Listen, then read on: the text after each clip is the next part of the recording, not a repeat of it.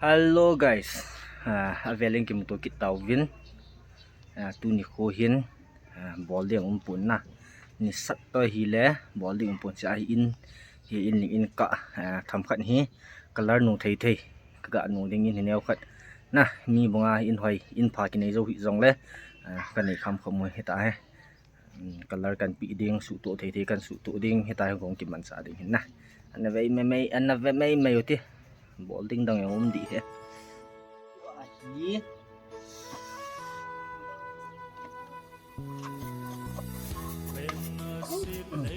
lai kalau kan teh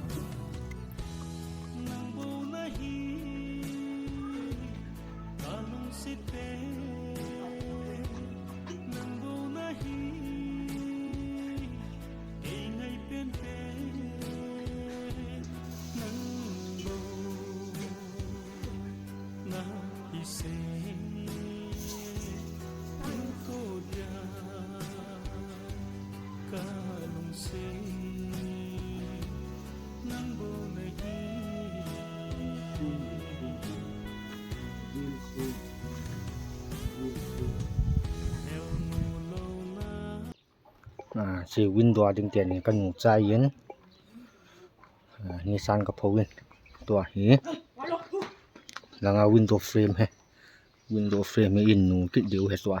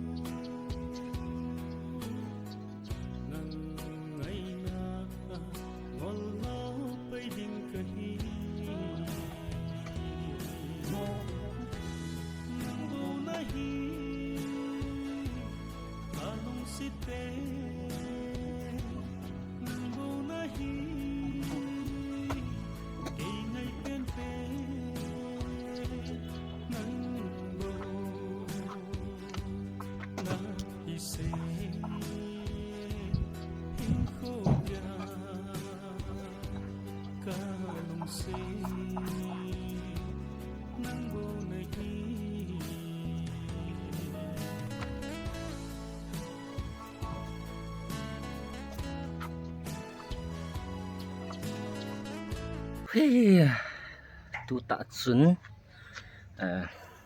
akim like tabang na kachai tabang ti ding ai tan atam zawang chu kachai tan tai mun kan nu bel ki chai ding a hin kalal thau tan hi ja chu ka ki chol he refreshment ka ga bol he na chop refreshment a ki nei yin tai chom ki chol hin cái thả bật cái cắt cháy lẽ cái ngã đình hiện tại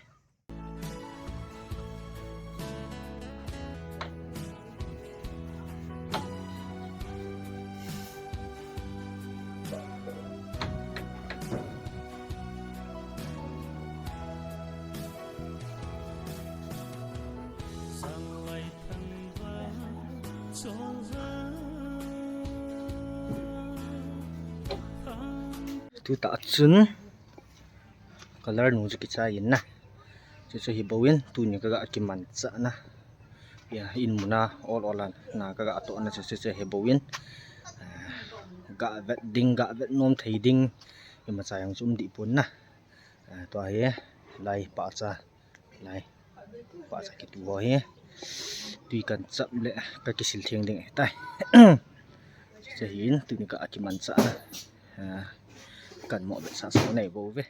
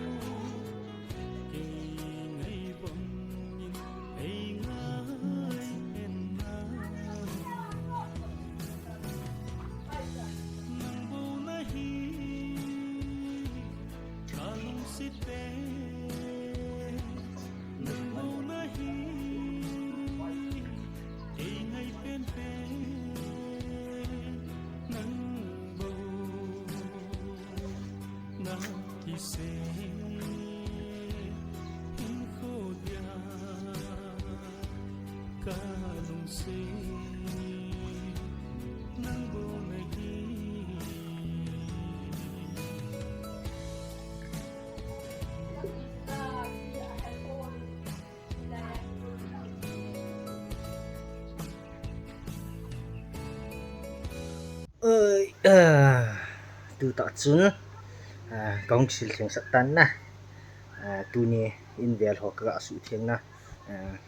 nhau nhau ka ki man cha na video chu su sa yong chum lo mai thei na cho po video an se me ti yong thung mai thei he yong le mo abo cha hanup na mai mai adinga cha ka hin mo bol ba thu hin i ma cha hi yong le video chai ne chen ge hin vo jo si chong na chung chi wa ki pa thu ka hin se na next video long la ne kim to ki tau tin tu na dingin video chat han hi sa tau te na bon cha no vin lang bye bye